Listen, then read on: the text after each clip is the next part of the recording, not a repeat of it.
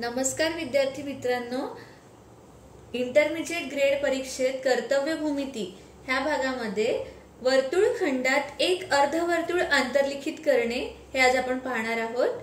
त्रिज्या 5 सेमी व 35 अंश मापाचा कोन असलेल्या वर्तुळखंडात एक अर्धवर्तुळ आंतरलिखित करायचं आहे। त्यासाठी आपण आधी 35 अंश मापाचा कोन काढून घेऊया। त्याच्यासाठी एक अंदाजे रेषा आखून घ्यायची आहे आणि ह्या पॉइंट वरून तुम्हाला काय करायचं आहे, कोन काढायचा आहे। ए पॉइंट वरून 35 अंश मापाचा, तर आपण ए वरून 35 अंश मापाचा कोन काढून घेऊया।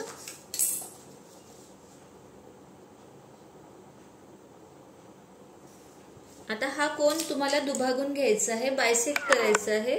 तर त्याच्यासाठी बायसेक्टर करण्यासाठी आपण काय करतो, ही या पद्धतीने कृती करायची आहे तुम्हाला। आणि हा जो पॉइंट मिळेल तो जोडून घ्यायचा आहे।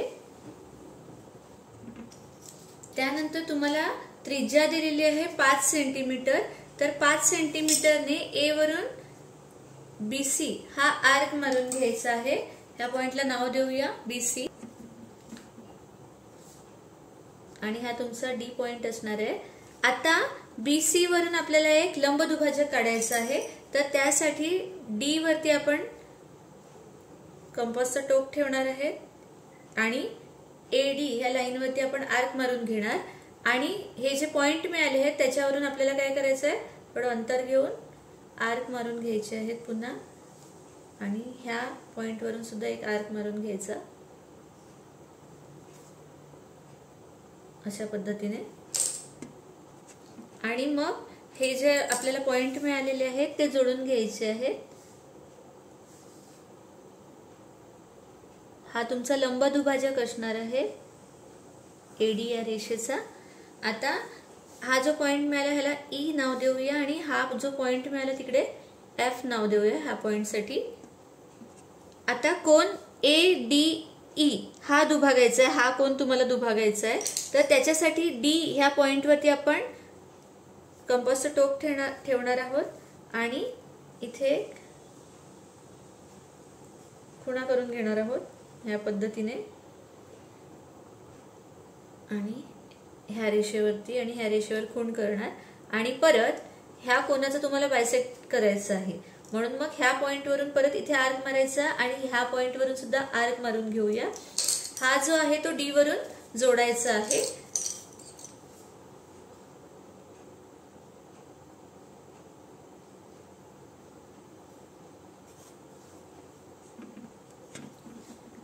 हा जो तुम्हाला पॉइंट मिळाला, दुभाजक मिळाला, त्या पॉइंटला आपण जी नाव देऊया।